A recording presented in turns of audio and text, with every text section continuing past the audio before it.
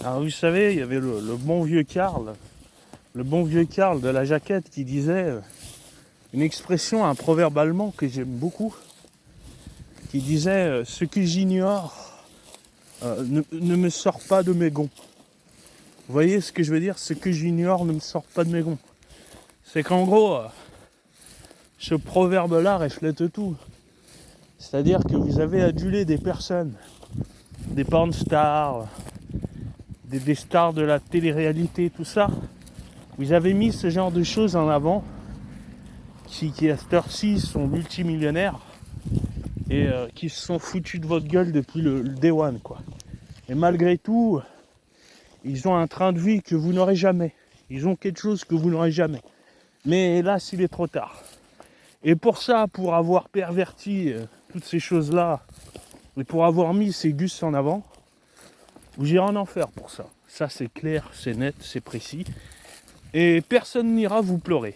Ni moi, ni les autres. Ça, c'est une certitude. Maintenant, si vous aurez mis des scientifiques, des ingénieurs, des agriculteurs, bon, j'allais dire des astronautes, mais on ne sait plus vraiment qui a réellement marché sur la Lune ou non.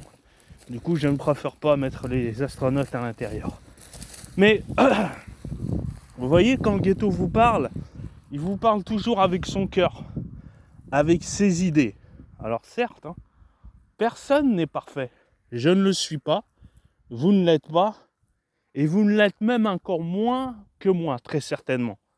Parce que quand je vois le florilège qu'il y a, et on en revient à la citation que je disais au tout début, il vaut mieux parfois esquiver les choses pour ne pas être sorti de ses gonds. Mais est-ce que ça fait pour autant que le problème est résolu? Eh non, pas du tout. Malheureusement, bien au contraire.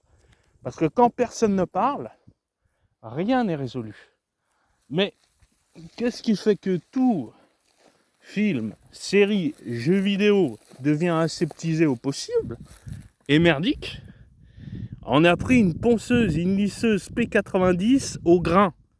Donc, on veut corriger tout ce qui n'allait pas.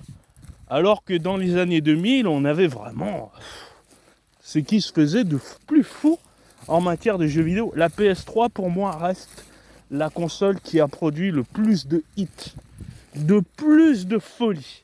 Entre les Devil May Cry, les Darksiders, les Demon's Souls, t'en avais à l'appel.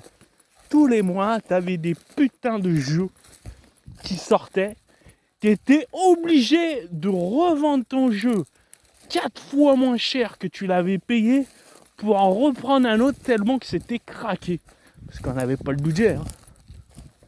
Ce qui fait que les revendeurs se frottaient les mains. Parce que tous les jours, tous les mois, les gens bradaient leur jeu pour reprendre un jeu encore plus fou que ce qu'ils avaient pris.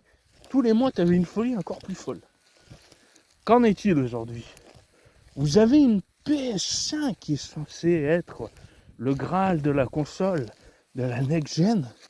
Sauf que c'est vide comme pas possible, quoi. C'est vide comme pas possible.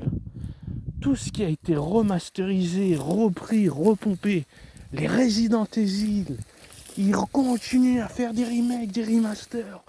Ils continuent la recette magique. Mais cette recette magique s'essouffle un jour ou l'autre.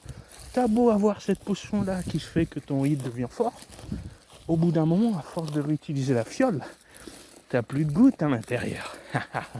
Hein? Bon, je vous laisse, Kebanks.